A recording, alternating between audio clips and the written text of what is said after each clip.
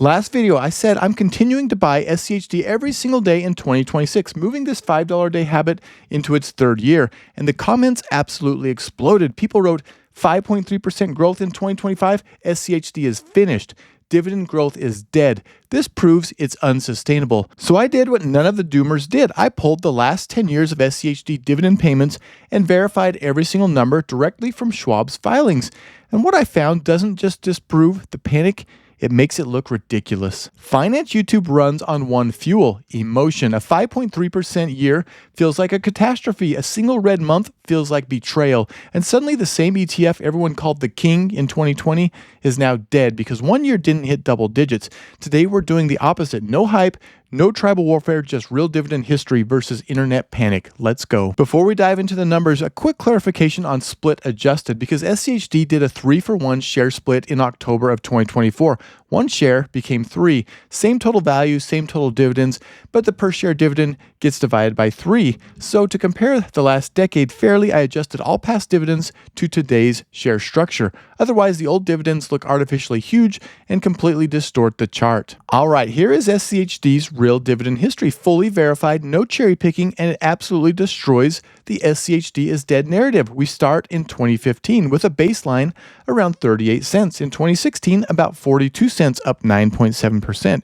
In 2017 and 2018, steady mid-single digit increases around 7%. In 2019, about 57 cents, up 19.7%. In 2020, during a global shutdown, about 68 cents, up 17.7%.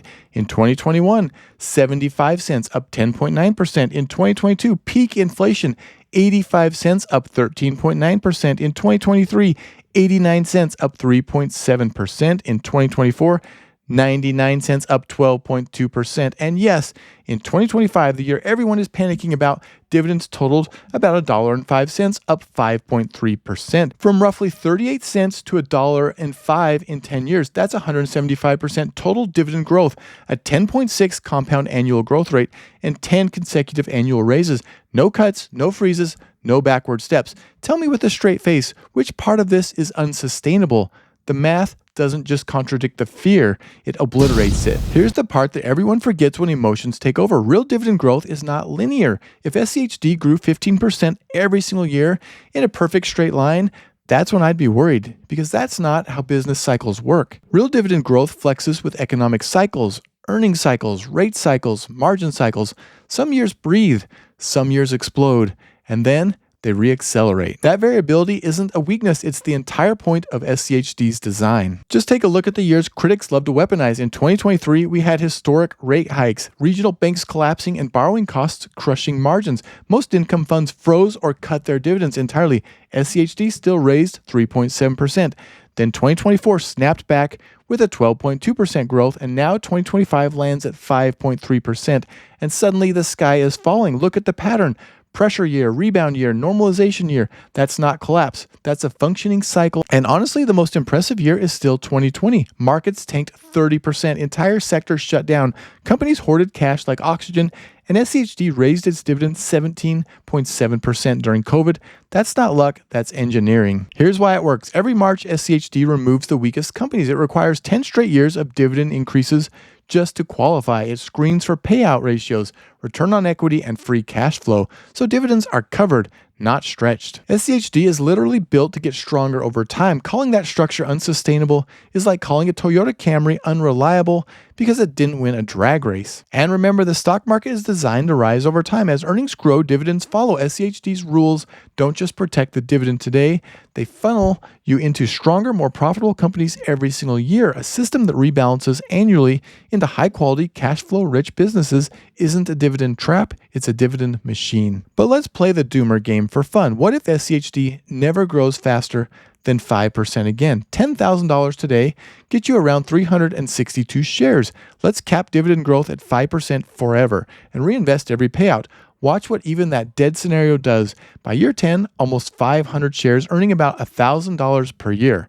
By year 20, roughly 673 shares, earning about $2,600 a year. And by year 30, around 923 shares, earning over $7,000 a year. That's a 70% yield on cost from the ETF that's supposedly finished, and we used less than half the real growth rate of 10.6%. That's with the dividend growth capped at 5% forever and the share price frozen at today's level. Now imagine what happens when dividends keep growing at the real 10.6% average and the stock price does what it's done for the last decade. It grows. So let's define unsustainable correctly. Unsustainable is dividend cuts, frozen payouts, collapsing coverage ratios, cash flow stress. Think AT&T in 2022, Walgreens in 2024, Intel in 2023. SCHD, 10 straight annual raises, healthy cash flow, coverage across its holdings, and automatic removal of weak companies every March.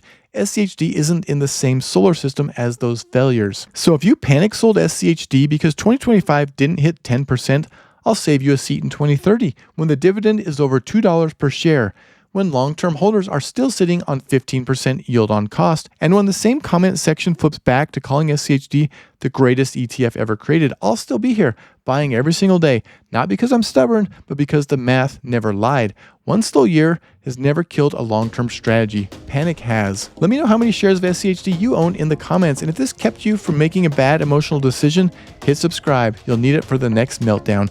Thank you so much for watching. I really appreciate all your support. If you're not sure what to watch next, check out another one of my videos right here. Take care, and I will see you next time.